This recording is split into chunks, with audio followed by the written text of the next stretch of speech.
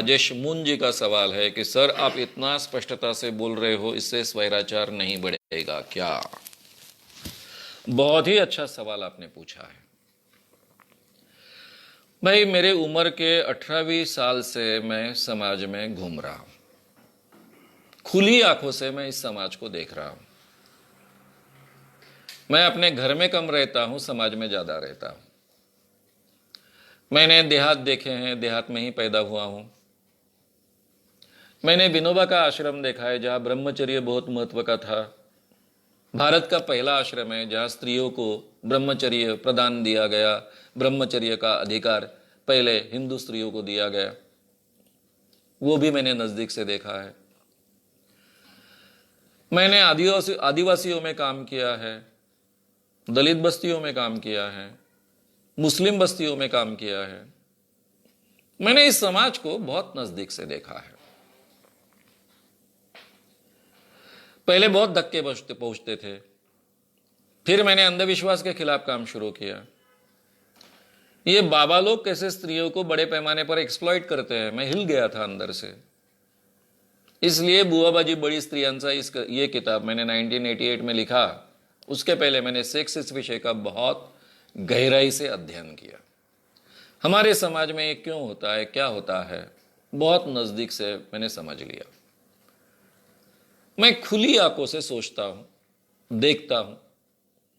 कोई अपने किवाड़ जो बोलते हैं बंद कर मैंने नहीं रखे। जो भी हमारा समाज है खुली आंखों से मैं देखते आया हूं।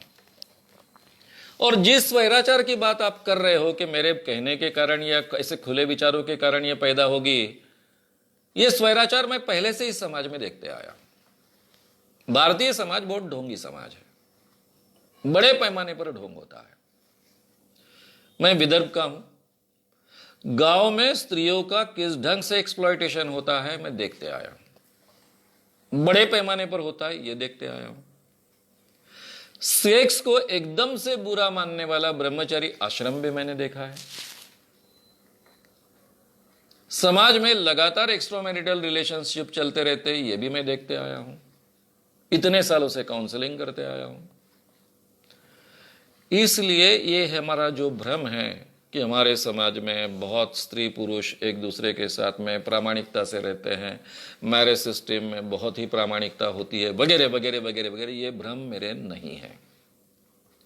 मैं इंसान को इंसान कर समझता हूं, इंसान की आवश्यकताएं बहुत अच्छे ढंग से समझता हूं। उसके आधार पर मैं किसी को अच्छा बुरा नहीं कहता हूं, ना ही समझता हूं, ना ही स्वीकारता हूं।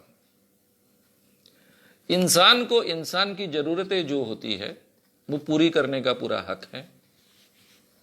इंसान को इंसान ही समझना चाहिए, उसको एक आदर्श पुतला नहीं समझना चाहिए, ये मेरी मान्यता है। और इसलिए इतनी बातें मैं खुलकर कहता हूं। जो मैंने अपने समाज में देखा है, जाना है, समझा है, उसके आधार पर ये बातें मैं कहता हूं। और ये बातें खुलकर कहनी चाहिए, ऐसा भी कहता हूं। जिन लोगों को अपने जीवन में बहुत प्रामाणिकता से एक दूसरे के साथ में जीना है, उनको जीने का अवसर होना चाहिए, उनका वो अधिकार है। इस मान्यता के साथ में जीने का उनको पूरा पूरा अधिकार है। जिन लोगों को इस ढंग से जीना संभव नहीं, वो लोग इस ढंग से जीने की कोशिश में इधर उधर डेविएट होते हैं। ये भी एक मानवीयता का ही हिस्सा है। ऐसा हो सकता है, ऐसा होना ठीक नहीं होगा, फिर भी ऐसा हो सकता है। उसके तरफ भी एक मानवीयता के दृष्टिकोण से हमने देखना चाहिए, ऐसा मानने वाला वह व्यक्ति हूं।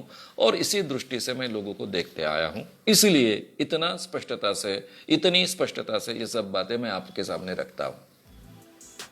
अगर आपको ये वीडियो पसंद आया हो तो उसे ज़रूर लाइक करें, लोगों में ये अवेयरनेस फैलाने में हमारी मदद करें। वीडियो को ज़रूर शेयर भी करें। तो हमारे YouTube चैनल शाम मानो को विज़िट करें। ऐसे सारे वीडियोस का आनंद लेने के लिए हमारे चैनल को सब्सक्राइब करें। उसके लिए सब्सक्राइब बटन दबाएं। नए वीडियोस का नोटिफिकेशन पाने के लिए बेल आइकन दबाएं।